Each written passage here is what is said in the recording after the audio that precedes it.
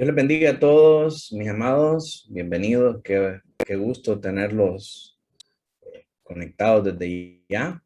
Vamos a dar inicio a nuestra clase de discipulado para esta noche, no sin antes orar al Señor para pedirle que Él nos pueda hablar en esta noche y que pueda instruirnos en su palabra. Así que oremos al Señor. Amantísimo Dios, Padre Celestial, te damos gracias en esta noche.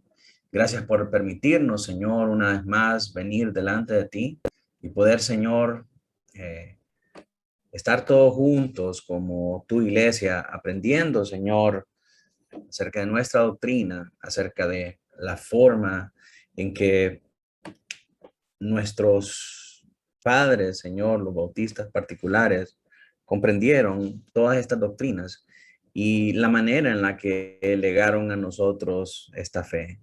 Te pedimos, Señor, que en esta noche puedas abrir nuestros oídos, nuestros corazones y nuestras mentes para poder recibir estas palabras de manera, Señor, que las podamos entender y que las podamos aplicar, Señor, y que puedas ayudarnos por medio de tu Espíritu Santo a caminar conforme a estas verdades, Señor, para poder crecer en el conocimiento de Jesucristo, Señor, y de esta manera poder crecer en la gracia tuya, Señor.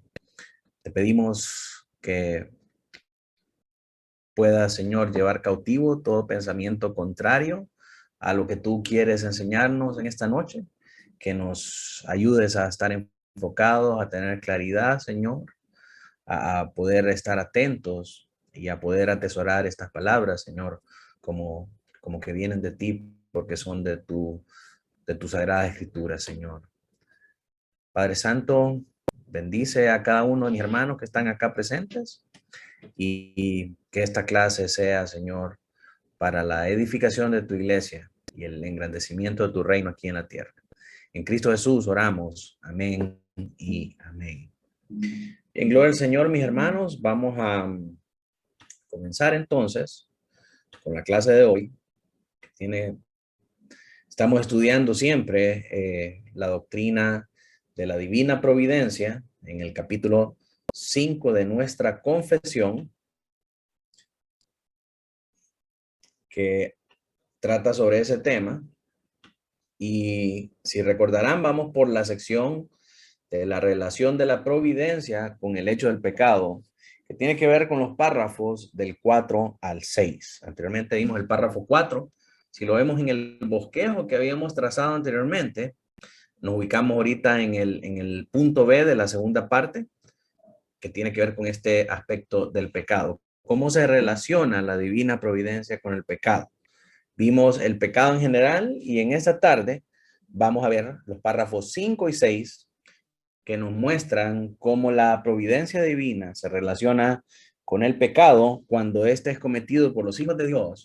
Y finalmente veremos la relación que tiene la doctrina de la providencia con el pecado cuando es cometido por aquellos que son impíos, que no son conocedores de Dios o que conociéndolo lo han negado con sus palabras y sus hechos.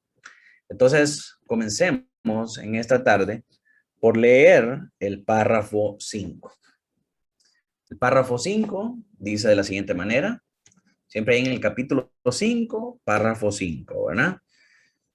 Dice: el Dios sapientísimo, justísimo y clementísimo, a menudo deja por algún tiempo a sus propios hijos en diversas tentaciones y en las corrupciones de sus propios corazones, a fin de disciplinarlos por sus pecados anteriores o para revelarles la fuerza oculta de la corrupción y del engaño de sus corazones, para que sean humillados y para llevarlos a una dependencia de Él más íntima y constante para su apoyo en Él y para hacerlos más vigilantes contra todas las ocasiones futuras de pecado y para otros fines santos y justos.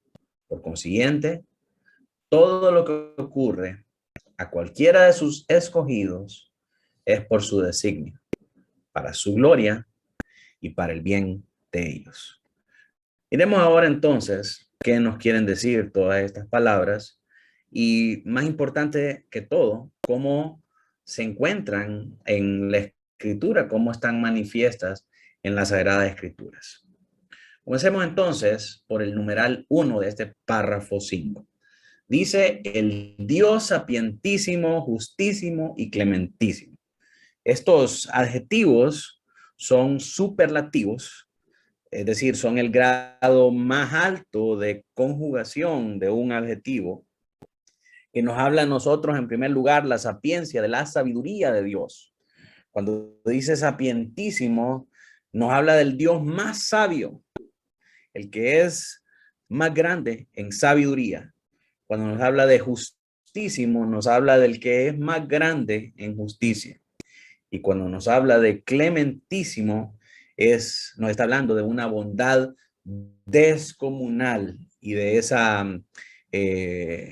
capacidad de tener o de extender esa bondad a nosotros, ¿verdad? Ese es el Dios clementísimo, con un grado elevado de bondad, con un grado elevado de justicia, con un grado elevado de sabiduría. De hecho, el grado más elevado posible, ese lo ocupa Dios, con sabiduría, con justicia y con bondad.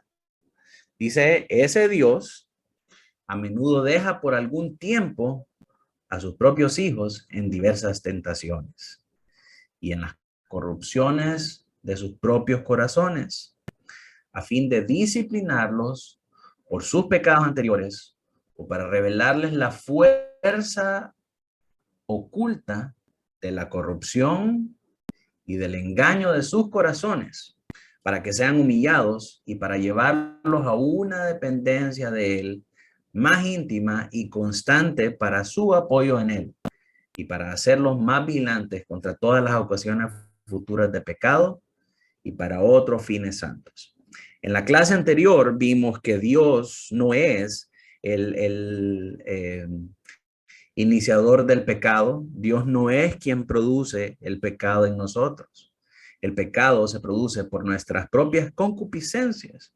Y vimos los textos de prueba que nos muestran precisamente eso. De manera que concluimos que Dios no es el autor del pecado.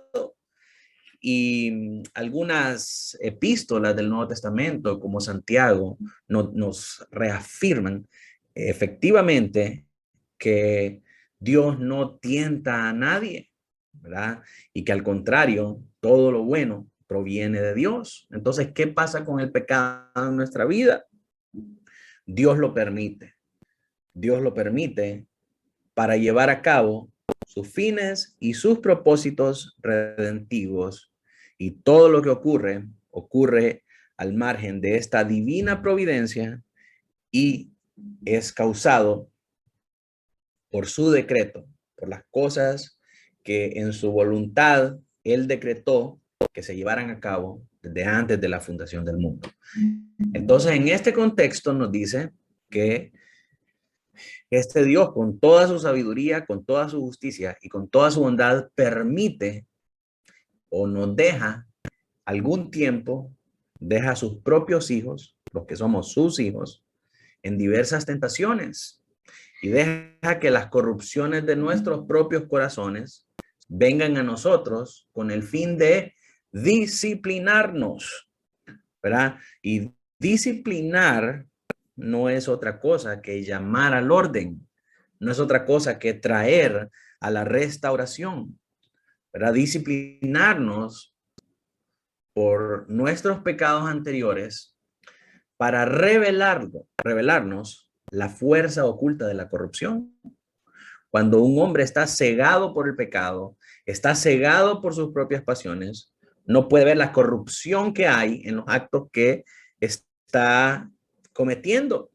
Y para él es algo totalmente natural, para él es algo normal, para él es algo incluso aceptable, porque está cegado por el pecado. Y el engaño de sus corazones. La Biblia nos menciona en Jeremías que engañoso es el corazón más que todas las cosas. Engañoso y perverso, ¿quién lo conocerá? Por tanto, las cosas que son espirituales, nosotros no podemos dejarlas a merced de nuestro corazón, porque nuestro corazón es engañoso. El Señor Jesucristo dijo que de él salen las guerras, los homicidios, las envidias, todas las cosas malas salen de este corazón porque está contaminado con el pecado que hay en nosotros. Entonces, muchas cosas nosotros no las podemos dejar a merced del corazón porque el corazón es engañoso. Un día se puede sentir de una manera y otro día puede sentirse de otra manera. Y esto lo vemos a menudo con los cultos sentimentales, con los cultos al Señor que se encargan de incentivar los sentidos y de presentar todas esas explosiones neuronales con los efectos especiales de luces y con la música romántica cristiana, y que de repente uno siente que se quebranta en la presencia del Señor y dice, pero qué lindo estuvo el culto hoy. Y al otro día, cuando llegas afectado por la dureza de tus propios pecados y no sientes eso mismo, comienzas a pensar, Dios no está acá. Seguramente los directores de la alabanza están en pecado. Esta iglesia ha sido abandonada por la presencia de Dios. Y a tener un montón de pensamientos erróneos porque dejas que tu caminar cristiano dependa de los sentimientos de tu corazón. Tu corazón un día puede estar sensible a Dios y otro día puede estar endurecido por tu propio pecado. Entonces no podemos dejar que el corazón sea el que norme la experiencia que nosotros tenemos con Dios.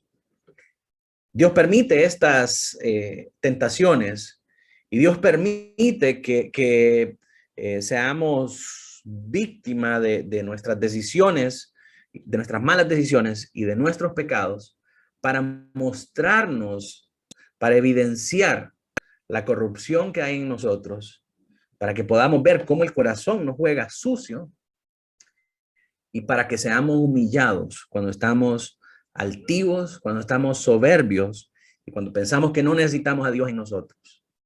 Y para llevarnos a una dependencia de Él más íntima y más constante para que aprendamos a apoyarnos en Él y para hacernos más vigilantes contra todas las ocasiones futuras de pecado y para otros fines santos y justos. Si la voluntad de Dios es nuestra santificación, como dice Tesalonicenses, entonces tiene sentido que Dios permita que seamos humillados para que podamos aprender a depender de Él y en medio de nuestra debilidad, en medio de nuestra flaqueza, se perfeccione su poder y aprendamos a depender de Él y que aprendamos que no es por nuestras obras, sino que es por su gracia. Y como dice Pablo, citando a Moisés, no es del que corre ni del que quiere, sino que del que Dios tiene misericordia.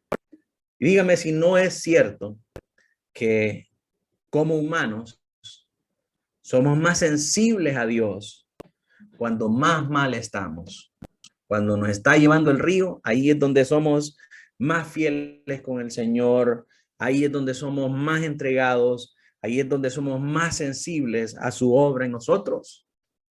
Pero con frecuencia las promesas que hacemos en la tribulación se nos olvidan cuando llegan la calma, cuando llega la calma.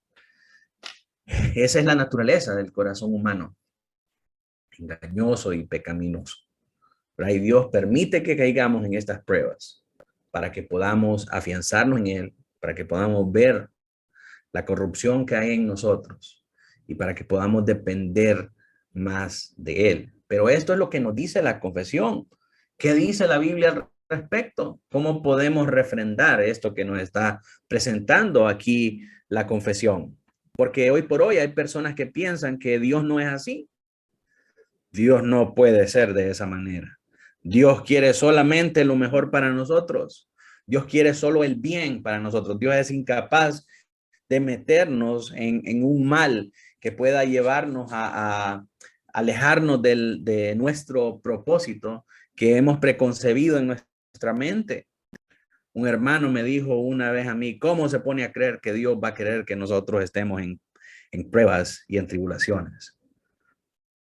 Hoy en día es difícil creer esto cuando lo que permea la doctrina de la iglesia en general es un humanismo filosófico en el que el hombre es el centro del universo y que Dios está obligado a hacer todo lo que esté en el corazón del hombre para hacer.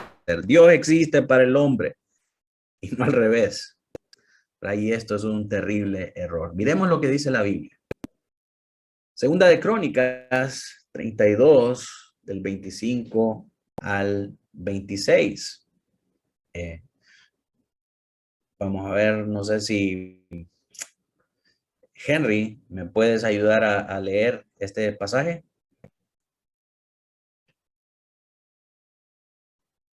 Mas Ezequías no correspondió al bien que le había sido hecho, sino que se enalteció su corazón y vino la ira contra él, contra Judá y Jerusalén. Pero Ezequías, después de haberse enaltecido su corazón, se unió él y los moradores de Jerusalén. Vino sobre ellos la ira de Jehová en los días de Ezequías. El siguiente. Segunda de Crónicas 32-31. Mas en lo referente a los mensajeros de los príncipes de Babilonia, enviaron a él para saber del prodigio que había acontecido en el país. Dios lo dejó para probarle, para hacer conocer todo lo que estaba en su corazón. Aquí vemos entonces el plan de Dios para el rey Ezequías. Dios quería que Ezequías se humillara ante él, que clamara ante él para volver todo el pueblo en adoración al Señor. Pero por cuanto Ezequías no hizo caso a la voz del Señor, sino que enalteció su corazón, sino que en lugar de ir, de volverse a Jehová, se aparta de él y el Señor permite, nos dice el resto de la historia, que Dios permite que Babilonia llegue y asole toda la nación, se la lleve cautiva en el exilio, ¿verdad? Pero Dios permite que esto suceda en el corazón de este hombre.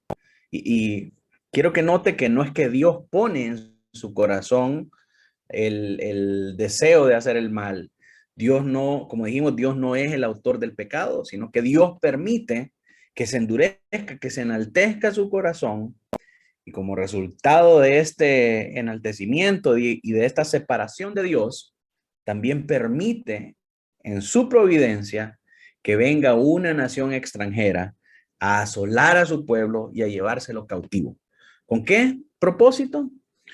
Con los propósitos que leímos anteriormente, revelar la corrupción que había en su corazón, saber lo engañoso de su comportamiento, aprender una dependencia más íntima de él y volverse de todo corazón al Señor.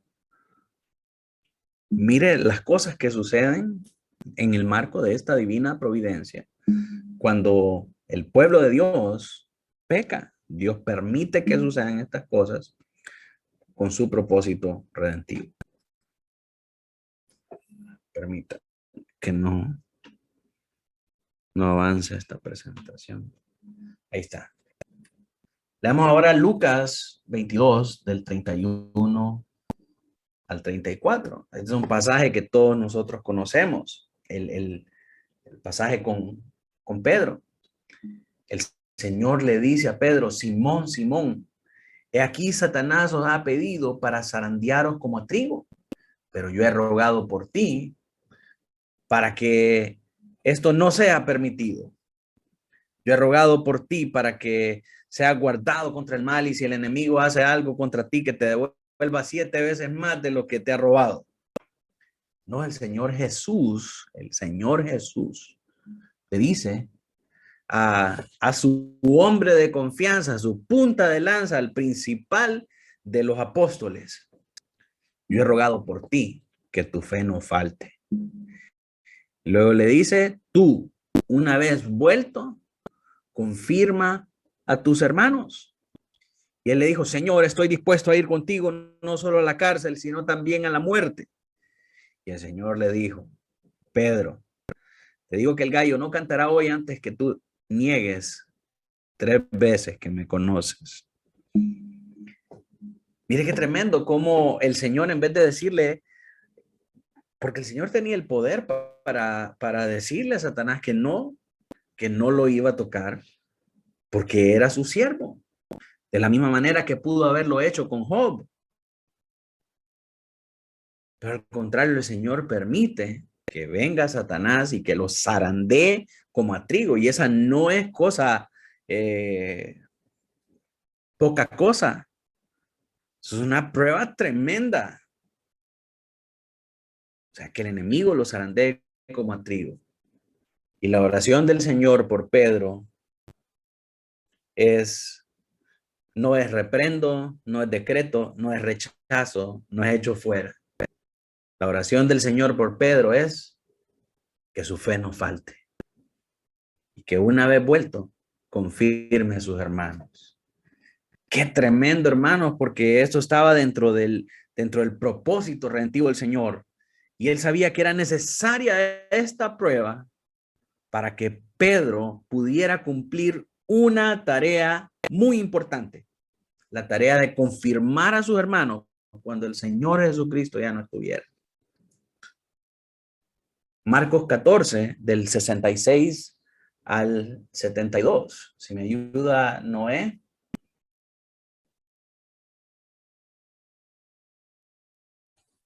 Solo estoy yo. Ayúdeme entonces, hermana. Okay. Estando Pedro abajo en el patio, vino una de las criadas del sumo sacerdote, y cuando vio a Pedro que se calentaba, mirándole, dijo, tú también estabas con Jesús el Nazareno. Mas él negó, diciendo, no le conozco, ni sé lo que dices. Y salió a la entrada y cantó el gallo. Y la criada, viéndole otra vez, comenzó a decir a los que estaban ahí, este es de ellos. Pero él negó otra vez. Y poco después los que estaban ahí dijeron otra vez a Pedro, verdaderamente tú eres de ellos, porque eres Galileo, y tu manera de hablar es semejante a la de ellos. Entonces él comenzó a maldecir y a jurar, no conozco a este hombre de quien habláis. Y el gallo cantó la segunda vez. Entonces Pedro se acordó de las palabras que Jesús le había dicho antes. Ahí ya no veo. Ya no veo la diapositiva. Antes que el gallo cante 2 veces. ¿La mira? No, es que están los controles. Ok. Antes que el gallo cante 2 veces, me negarás 3 veces. Y pasando esto, lloraba. Entonces aquí lo que está sucediendo es que es precisamente lo que el Señor le dijo que iba a acontecer. ¿Verdad? Ya aquí lo estaba tomando el diablo para zarandearlo y lo tomó de una manera propició que pecara de una manera terriblemente escandalosa para un cristiano. No podía negar su naturaleza divina, no podía negar que era cristiano, se le salía el amén en las conversaciones y le decía pastor al doctor. ¿Le ha pasado a usted eso cuando va a algún lado y se le sale la manera de hablar de nuestra jerga cristiana? Asimismo, le pasó a Pedro acá. No podía negar en su forma de hablar que hablaba como los que andaban con Jesús. Y para poder negar eso, hasta se dio a la tarea de maldecir y de jurar. Se dio a la tarea de decir malas palabras. Pedro rompió uno de los mandamientos que tiene que ver con su relación con Dios, con la relación con Dios. Y es el tercer mandamiento, que no usarás el nombre de Dios en vano, tiene que ver con profanar también el nombre del Señor. Porque en la conversación estaban hablando que él era de los que andaba con el Señor y él estaba diciendo que no, que nunca lo había conocido. Y con palabras de maldición y con palabras de juramento, ¿verdad? Entonces note el gran predicamento en el que Pedro estaba. Ya estaba por un camino de pecado. Pero lo hermoso, hermanos, lo leemos 2 capítulos después en Marcos 16. Usted recordará la historia. Pedro nos dice al final de este relato que cuando se recordó de las palabras del Señor, se fue llorando. Y el resultado de Pedro, después de toda la muerte y crucifixión del Señor Jesucristo, todos los discípulos del Señor, desde el momento de su captura en el huerto del Getsemaní, estaban dispersos, estaban escandalizados y estaban asustados de lo que había pasado y no podían creer que el arresto de Jesús llevó a su muerte. Después de que Pedro es confirmado como traidor y haber cumplido con lo que el Señor le dijo que iba a hacer, me imagino que estaba sumido en su tristeza y en su vergüenza por haber fallado al Señor y por haber pecado contra él de esta manera. Pero me encanta este verso de Marcos, 16, del 6 al 7. Dice, mas él les dijo, el ángel que estaba en la tumba, ¿verdad? No os asustéis, buscáis a Jesús Nazareno, el que fue crucificado. Ha resucitado, no está aquí. Mirad el lugar donde le pusieron. Pero id y decid a sus discípulos, y me encanta esto acá, este énfasis, porque dice, y a Pedro, que él va delante de vosotros a Galilea. Ahí le veréis como os dijo. Ahí verán a Jesús como él les dijo. Y el ángel los manda a buscar a Pedro, porque el Señor sabía que Pedro necesitaba esta confirmación. El Señor sabía que Pedro necesitaba volver nuevamente al redil y ser afirmado para poder afirmar a sus hermanos. Y mientras leemos toda esa historia, quiero que note que todo esto pasa dentro del margen de la providencia divina del Señor. En Juan 21, del 15 al 17. Si me puede ayudar la hermana Marlene a leer, por favor.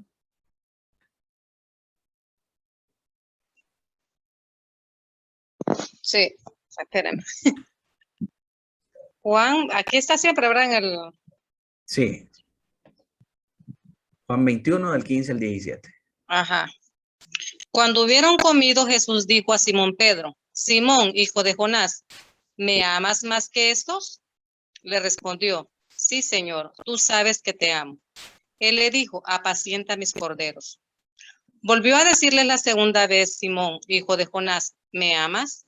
Pedro le respondió, sí, Señor, tú sabes que te amo.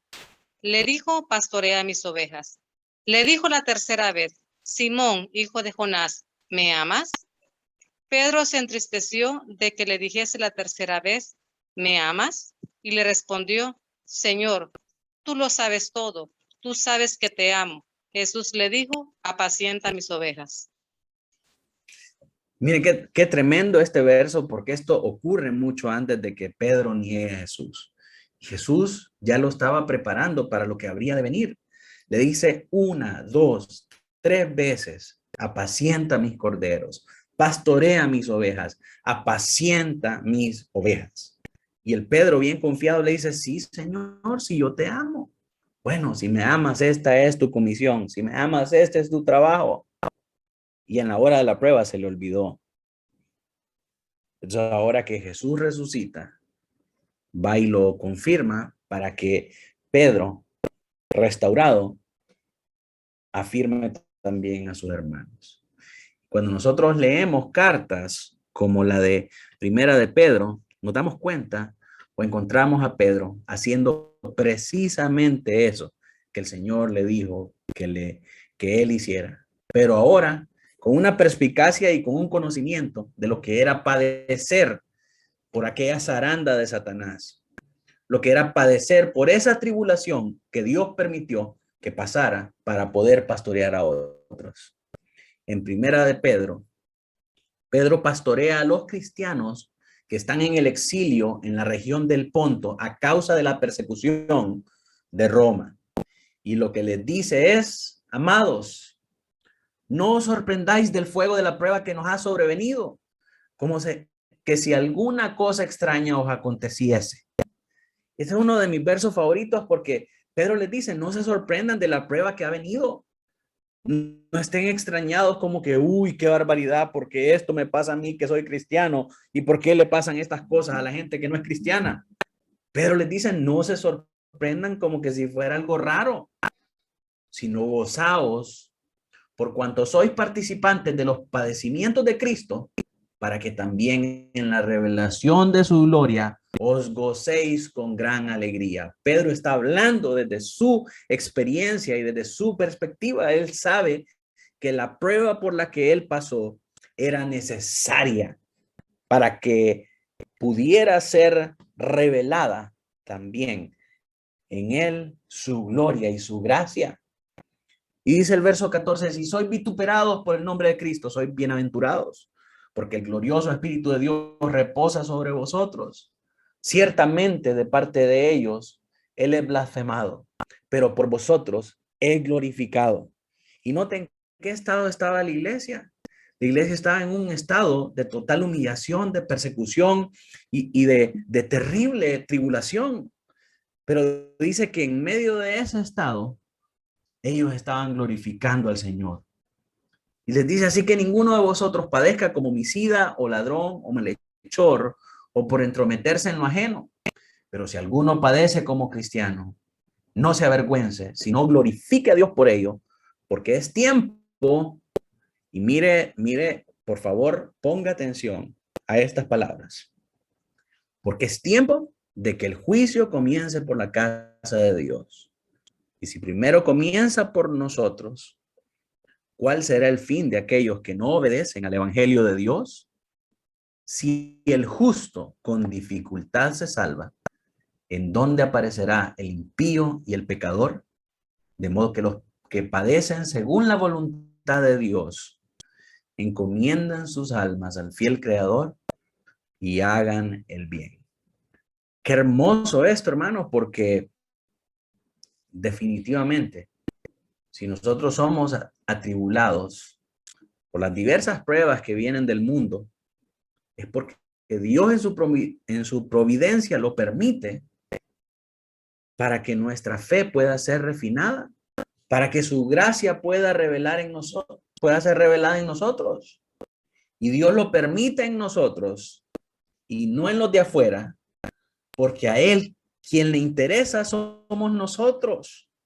A quien le interesa probar y refinar y preparar para que pueda ser glorificado y para que pueda participar de la vida eterna, es a nosotros. A los de afuera no les importa.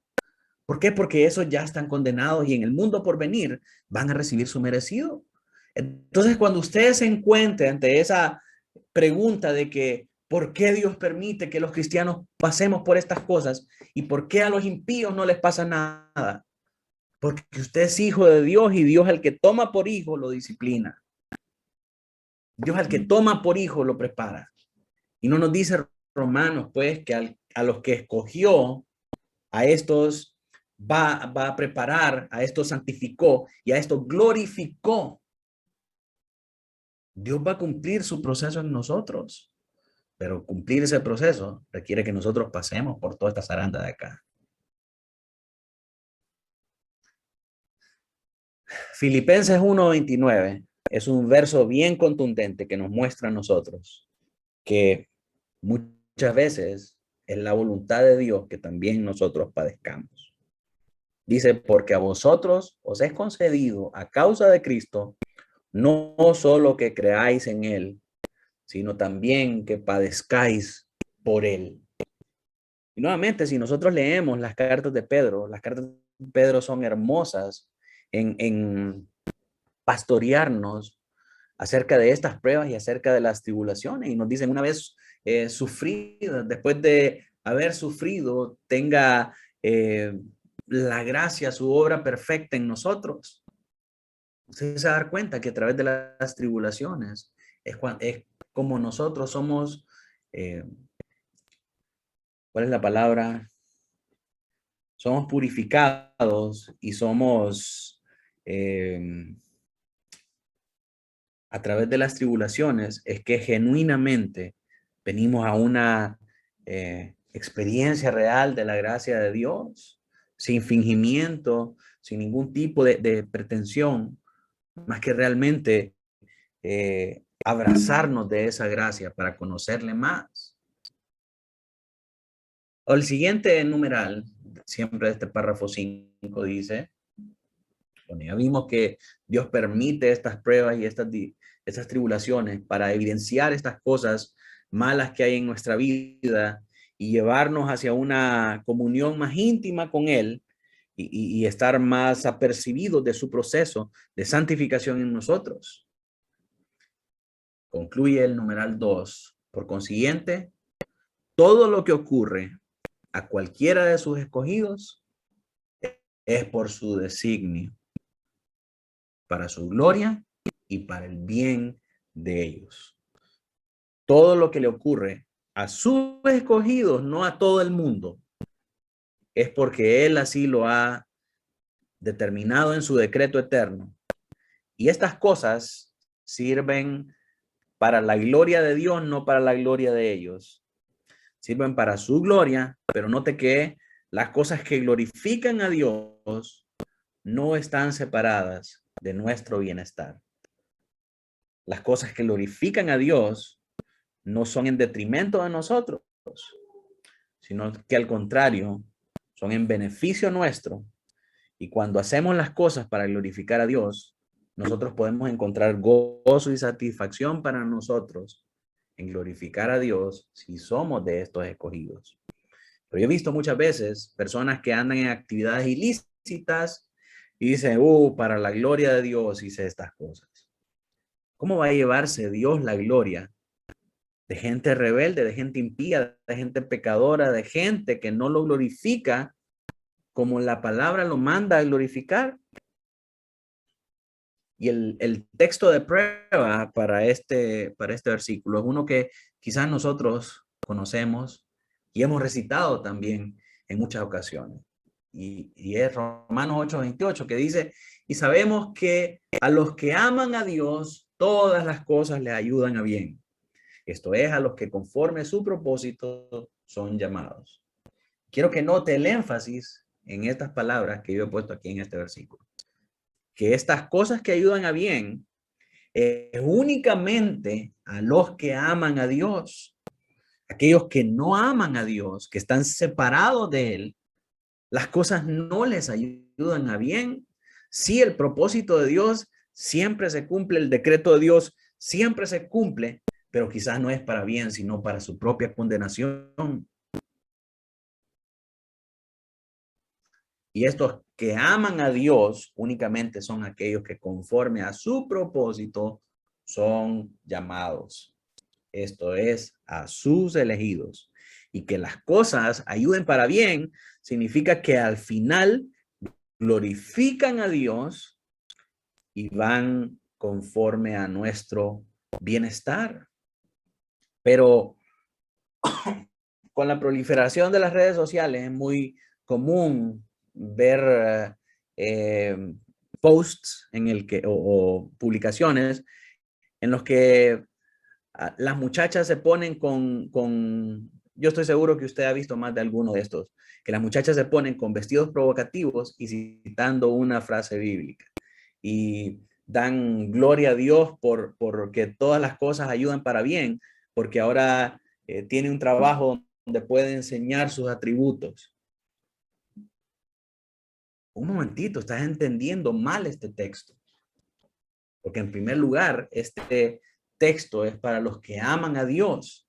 Y los que aman a Dios viven conforme a sus mandamientos y conforme a su propósito para nosotros. ¿Cuál es su propósito para nosotros? Tesalonicenses dice que nuestra santificación, todo aquello que nos lleva a un caminar más cercano con Él. Entonces, cuando nosotros estamos caminando en ese propósito, nosotros estamos evidenciando que somos los que amamos a Dios. Entonces, las cosas que hacemos van a servir para glorificar a Dios y para nuestro bienestar. ¿Cómo puedes glorificar a Dios? El que estés exponiendo tu desnudez, el que estés exponiendo la corrupción que hay en tu corazón y que eso vaya en detrimento de tu feminidad y de tu pudor y de tu modestia cristiana. Definitivamente estas cosas ocurren porque el pecado ha afectado nuestra mente y nuestro corazón de tal manera que nos ha llevado a llamar malo a lo bueno y bueno a lo malo. Si somos hijos de Dios, Dios va a permitir que pasemos por un proceso en el que somos refinados en nuestra fe, en los que somos humillados y somos llevados de nuevo al arrepentimiento y al camino de la fe. Como leímos este domingo pasado, que dice el salmista, bueno me es haber sido humillado para que yo aprenda tu ley. Ese es el propósito y ese es el camino que llevan los hijos, aquellos que aman a Dios, los que conforme a su propósito son llamados. Así que ahora miremos el párrafo 6. Dice el párrafo 6. En cuanto a aquellos hombres malvados e impíos, quienes Dios como juez justo ciega y endurece a causa de su pecado anterior. Ahora aquí, allá hablamos acerca, en el párrafo 5 hablamos acerca de los hijos de Dios, los que conforme a su propósito son llamados. Aquí vamos a hablar de los hombres malvados e impíos que no quieren nada de Dios. Sí, dice que a estos hombres malvados e impíos, Dios como juez justo ciega y endurece a estos hombres a causa de su pecado anterior. No solo les niega su gracia, por la cual podría haber iluminado su entendimiento y obrando en sus corazones, sino que también algunas veces les retira los dones que tenían y los deja expuestos a las cosas que su corrupción convierte en ocasión de pecado y a la vez los entrega a sus propias concupiscencias, a las tentaciones del mundo y al poder de Satanás. Por lo cual, sucede que se endurecen bajo los mismos medios que Dios emplea para ablandar a otros. ¿Qué significa esto? Analicemos cada uno de estos enunciados paso a paso. En primer lugar, dice, en cuanto a aquellos hombres malvados e impíos, a quienes Dios, como juez justo, ciega y endurece a causa de su pecado anterior. Dios no es malo, Dios no es injusto, Dios no es tirano, Dios no es malvado y Dios no es inmisericordia por endurecer a los hombres malvados e impíos que no quieren saber nada de él, sino de hecho él manifiesta su justicia perfecta en el castigo y la condenación de estos hombres. Lo hemos hablado anteriormente y para algunas personas es difícil conciliar esta idea de que quien reina en el infierno es el Señor Jesucristo. ¿Por qué? Porque ese es un lugar que Él creó para el castigo y para el tormento de aquellos que le desobedecieron, de aquellos que se rebelaron contra Él y que no le glorificaron como a Dios. El infierno no es la casa de Satanás, es la prisión eterna donde Él será castigado eternamente. Él y sus santos ángeles y todos los hombres malvados. Por lo tanto, en el infierno reina el Señor Jesucristo y la manera en la que es evidente su gloria es a través del juicio justo y perfecto de los impíos, de los malvados y de los pecadores. En ese justo juicio se evidencia la majestad y la grandeza del Señor que nosotros tenemos. Un Dios que hace justicia, un Dios que es santo. Entonces Dios no es injusto al castigar a los malvados y los impíos, sino todo lo contrario. Él es justo al hacerlo. Porque si Él es justo y su justicia es perfecta, así como castiga a los malvados y a los impíos, así también premia y corona de su gracia, de su favor, de su bendición y de su salvación eterna, aquellos que por su gracia han venido al conocimiento de Él y ahora están juntamente con Él.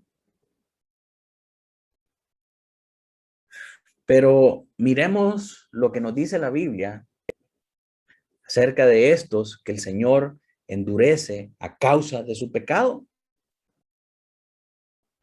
Dice Romanos 1:24, por lo cual también los entregó a la inmundicia, a las concupiscencias de sus corazones, de modo que deshonraron entre sí sus propios cuerpos.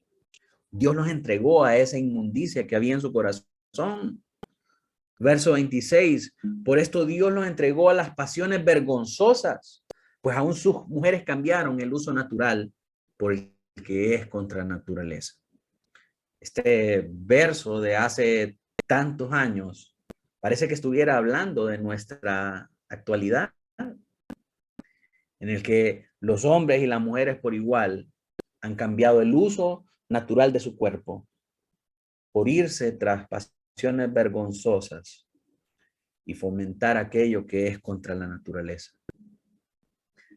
Verso 28 dice, y como ellos no aprobaron tener en cuenta a Dios, Dios los entregó a una mente reprobada para hacer cosas que no convienen. En el pensamiento filosófico, humanista, antropocentrista de la sociedad actual, leen estos versos y dicen, qué malo es Dios, qué injusto, cómo no les dio chance a estas personas para que lo conocieran y para que tuvieran una oportunidad de arrepentirse. Pero este verso, de hecho, todo este capítulo de Romanos 1, desde el verso 13 en adelante, nos habla cómo estas personas que se perdieron, cómo estas personas que no fueron de los escogidos de Dios, rechazaron a Dios rotundamente, con conocimiento de causa, y no aprobaron tener en cuenta a Dios. La gente piensa, esta gente de esas filosofías humanistas y antropocentristas, piensan que los que se condenan son pobrecitos porque no tuvieron una oportunidad de arrepentirse. Y por el contrario, se condenan y se fueron al infierno de su buena gana, porque no aprobaron tener en cuenta a Dios, dice Romanos 1:28. Dios los entregó a una mente reprobada para hacer cosas que no convienen. Romanos 11, del 7 al 8, dice, ¿qué pues? Lo que buscaba Israel no lo ha alcanzado, pero los escogidos sí lo han alcanzado. Y los demás fueron endurecidos. Como está escrito, Dios les dio espíritu de estupor, ojos que no vean y oídos con que no oigan hasta el día de hoy. Mis hermanos, esto es algo sumamente claro para los que son escogidos y para los que son dejados en sus propios pecados. La manera en cómo nosotros venimos a Dios es porque Dios nos permita abrir nuestros ojos y nuestros oídos espirituales, que cambien nuestro corazón y que nos dé un nuevo nacimiento. Y ese nuevo nacimiento viene por la vida que da su espíritu. Si Dios no hace eso, nosotros no podemos venir a Él. De la misma manera, aquellos que están muertos en sus delitos y pecados, Dios no les da esos ojos para que vean y esos oídos para que oigan el evangelio. Entonces el resultado de eso es que se mueren en sus delitos y sus pecados. Y Dios no es menos santo y menos justo por eso, sino que al contrario, es justo en darle al impío y al pecador su merecido. El siguiente numeral dice, no solo les niega su gracia, por la cual podría haber iluminado su entendimiento y obrado en sus corazones. Claro, Dios puede hacer por medio de su gracia que un hombre nazca de nuevo, que abra sus ojos espirituales, que abra sus oídos espirituales. Pero aquellos que no son de sus escogidos, Dios les niega su gracia para dejarlos en sus delitos y pecados. Deuteronomio 29:4 dice, pero hasta hoy Jehová no nos ha dado corazón para entender, ni ojos para ver, ni oídos para oír. Desde el principio de la Biblia está manifiesto eso, que si Jehová no nos da ojos para ver y oídos para oír su mensaje, un hombre no puede venir a la salvación. Entonces, con aquellos que persisten en pecar, con aquellos que están deleitándose en sus delitos y pecados, Dios los endurece a causa de este pecado y les niega su gracia, les niega abrir sus ojos espirituales y abrir sus oídos espirituales para que vengan al conocimiento de la verdad. Entonces, esto es algo que nosotros tenemos que tener presente cuando nosotros vamos a evangelizar, que no está en nosotros y una buenísima persuasión para traer a las personas al conocimiento de Jesucristo y en una gran prédica y en el poder del predicador y de sus palabras persuasivas. No está en ninguno de nosotros. Nosotros solamente somos mensajeros. Quien convierte es Dios. Quien abre los ojos y los oídos es Dios. Así que cuando vamos a evangelizar, lo primero que tenemos que hacer es orar para que aquellos que han de oír el mensaje y que han de ser convertidos por la palabra del Señor y el Espíritu obrando a través de su palabra y no por el inútil instrumento del predicador y su mensaje, sino que únicamente por la palabra santísima y sagrada del Señor y su Espíritu trabajando en ella. Que aquellos que Él llamó, que aquellos que Él escogió, puedan creer, puedan escuchar y puedan venir al conocimiento de su verdad. Numeral 3 dice, sino que también algunas veces les retira los dones que tenían. Miremos algunos textos de prueba que nos hablan acerca de esto, que Dios retira esos dones. Dice Mateo 13:12, porque a cualquiera que tiene, se le dará y tendrá más, pero al que no tiene, aún lo que tiene, le será quitado. Mateo 25:29, porque al que tiene le será dado y tendrá más, y al que no tiene, aún lo que no tiene, le será quitado. Puede tener un entendimiento limitado de Dios, de las Escrituras, de la necesidad de ser salvo, de la manera en la que un hombre puede ser salvo. Pero si en su divina providencia Dios ha determinado endurecerlo por su pecado, aún ese poco entendimiento que tenía le será quitado. Y hemos visto nosotros este ejemplo en muchos cristianos que se decían ser cristianos, que por una época estuvieron con nosotros en la iglesia, pero que después se volvieron para atrás a sus malos caminos y a sus pecados. Y ahora están peor de cuando estaban con nosotros. ¿Verdad? ¿Por qué? Porque Dios les quitó esos dones. Dios les quitó el entendimiento, los cegó y los endureció en su corazón para que se apartaran de él y evidenciaran así que aunque estaban con nosotros, no eran de nosotros. Apocalipsis 2:5 dice, recuerda por tanto de dónde has caído y arrepiéntete. Haz las primeras obras, pues si no, vendré pronto a ti y quitaré tu candelero de su lugar si no te hubieras arrepentido. Este candelero es la luz del entendimiento del Señor Jesucristo y de su santo evangelio. Así que estas personas, aunque tienen un conocimiento limitado de estas cosas espirituales, cuando persisten en deleitarse en sus delitos y pecados. Aún esos dones que se les habían sido concedidos por gracia, Dios se los quita porque aún no han nacido de nuevo, porque aún son malvados, impíos y pecadores. Romanos 11:29 dice, porque irrevocables son los dones y el llamamiento de Dios. Entonces, pastor, ¿cómo me está diciendo usted que Dios le quita estos dones? Irrevocables son estos dones para la iglesia, para el pueblo verdadero del Señor, pero para un impío y pecador, estos solo son dones temporales. Pero tenemos que saber también que en contexto, Romanos 11 está hablando que los dones irrevocables son el Evangelio y el Señor Jesucristo. Esos son dones del Padre dados a la iglesia. Y el llamamiento se refiere a la elección. Estas tres cosas son irrevocables. Dios ya dio a Jesucristo. No lo puede retirar. Dios ya dio el Evangelio. No lo puede retirar. ¿Sí? Y Dios llamó a los que habrían de ser elegidos y no se puede retractar porque ese fue su decreto eterno. Los dones son irrevocables en el contexto de, los dones que son irrevocables en el contexto de Romanos 11 son el Evangelio, Jesucristo, y cuando habla del llamamiento de Dios se refiere a la elección llevada a cabo en la eternidad.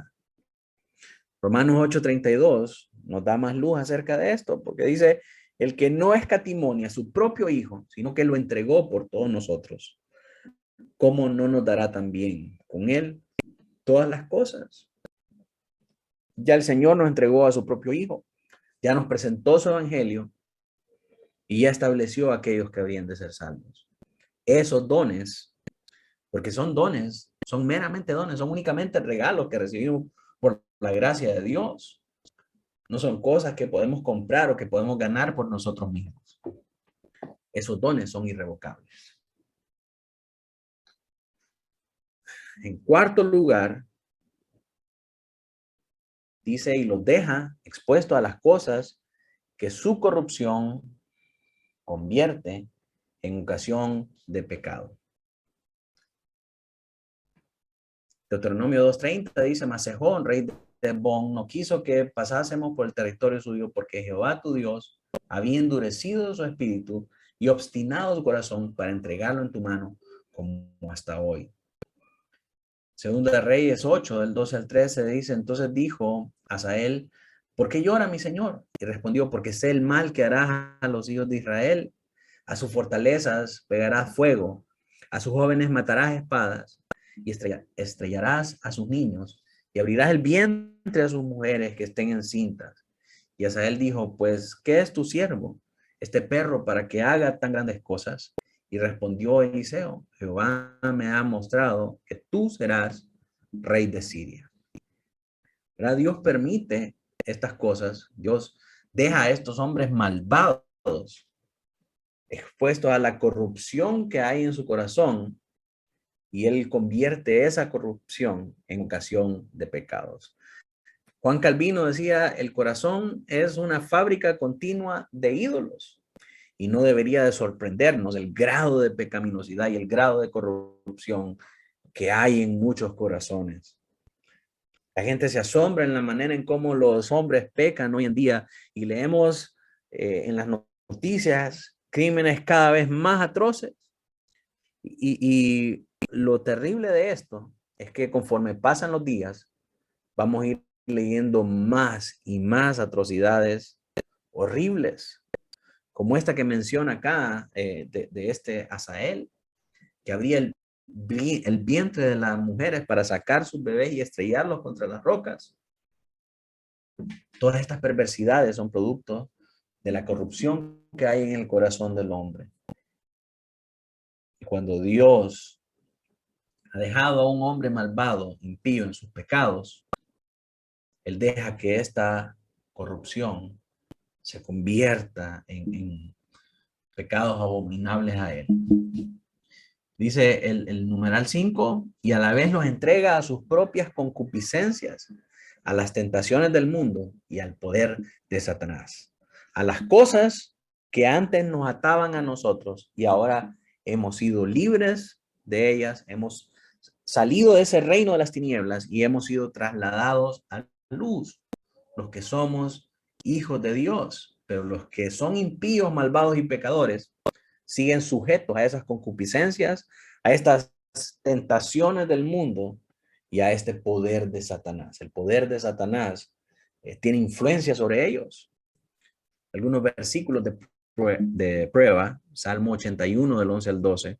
Pero mi pueblo no oyó mi voz, e Israel no me quiso a mí. Los dejé, por tanto, a la dureza de su corazón y caminaron en sus propios consejos. Caminaron en su propia concupiscencia. Se fueron detrás de los dioses que había en Canaán. Terminaron siendo peor que los cananitas. Y fueron instrumento de Satanás. Hoy por hoy, mis hermanos, Israel es una de las capitales de la comunidad lésbico gay. Hoy por hoy, el pueblo de Dios es totalmente irreconocible y totalmente apartado de Dios. Únicamente menos del 40% es profesante de la religión judía. El resto, el 60%, son seculares y promueven un acuerdo binacional para la creación de un Estado palestino dentro de el Estado israelí. ¿Qué le dice eso? Que no tienen ningún tipo de temor del Señor. Están sujetos a sus concupiscencias, están sujetos a las tentaciones del mundo y están sujetos al poder de Satanás. Según de Tesalonicenses 2 del 10 al 11 dice, y con todo engaño de iniquidad para los que se pierden, por cuanto no recibieron el amor de la verdad para ser salvos. Por esto, Dios les envía un poder engañoso para que crean a la mentira. Para que crean de que todos se van a salvar al final, hasta el diablo se va a salvar. Eso piensan algunos, porque están sumidos en este poder del engaño, que piensan que todos somos hijos de Dios y que Dios es únicamente bueno y amoroso y que nos va a salvar a todos. Ese es el espíritu de este siglo.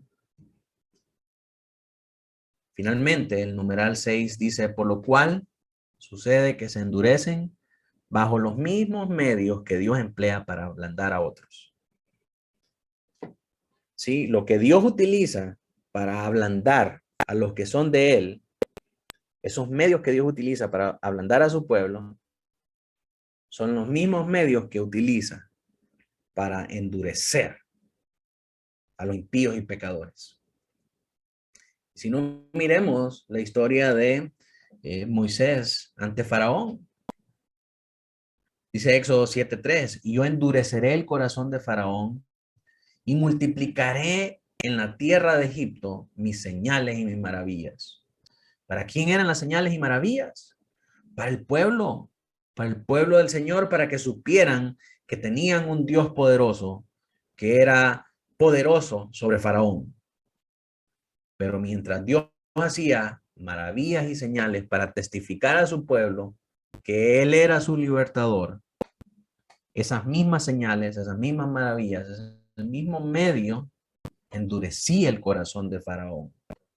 Éxodo 8:15, pero viendo Faraón que le habían dado reposo, endureció su corazón y no los escuchó como Jehová lo había dicho. Pablo, hablando acerca de Moisés, hablando acerca de esta historia, reflexiona en las palabras de Moisés y dice, tendré misericordia del que yo tenga misericordia y me compadeceré del que yo me compadezca. Así que no depende del que quiere ni el que corre, sino de Dios que tiene misericordia. Porque la Escritura dice a Faraón, para esto mismo te he levantado. Dios en su providencia permitió que se levantara Faraón para esclavizar a su pueblo. Y Dios muestra su poder soberano a través de Faraón, permitiendo líderes, déspotas y tiranos para probar a su pueblo, para traer tribulación al pueblo, de modo que se acordaran de su nombre, de que se volvieran a él. Dice, para que mi nombre sea anunciado por toda la tierra. ¿Por qué? Porque como hombres, a causa de nuestro pecado, cuando estamos pasando tribulaciones, es cuando nos acordamos de Dios y cuando somos más fieles a Él. De manera de que quien quiere, tiene misericordia. Y al que quiere endurecer, Él endurece. Pero así como Dios levanta a Faraón y le da poder sobre su pueblo para esclavizarlo y para oprimirlo, así Dios se levanta por encima de Faraón para libertar a su pueblo, para hacer señales y maravillas, de modo que el pueblo le conociera y que invocara su nombre. Y al mismo tiempo que libera al pueblo, endurece también a Faraón para castigarlo por su tiranía, para castigarlo por su corrupción y por su endurecimiento. Y de esta manera actúa la providencia divina en relación al pecado de sus hijos y al pecado del malvado y del impío. Mis hermanos, hasta aquí nuestro tema de esta noche. Nuestro próximo tema será la relación de la providencia con el cuidado de la iglesia. Quiero saber, mis hermanos, si hay alguna pregunta acerca de este tema que hemos visto el día de hoy.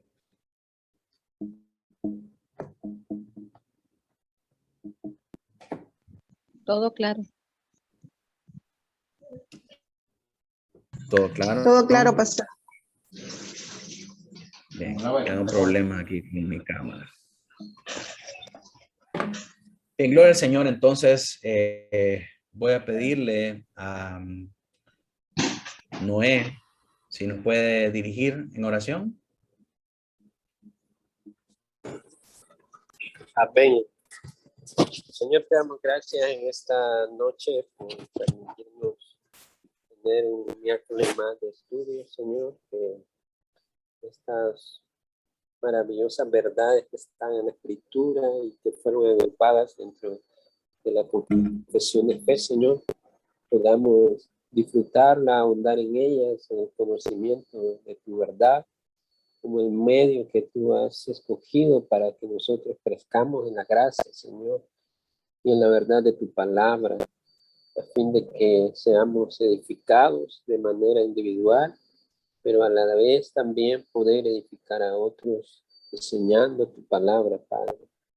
Gracias, Señor, por la oportunidad que nos diste en este día de escuchar y que te pedimos también por la salud del pastor Cherán, para que él pueda continuar, Señor, ministrando, ejerciendo, Señor, este ministerio de la palabra. Oramos por su salud, por todo lo necesario para que él pueda estar fortalecido con energía, con la alianza de tu Espíritu siempre, Señor, y por cada hermano en la congregación, Señor, también que tu alianza, Señor, y tu paz puede estar en nosotros.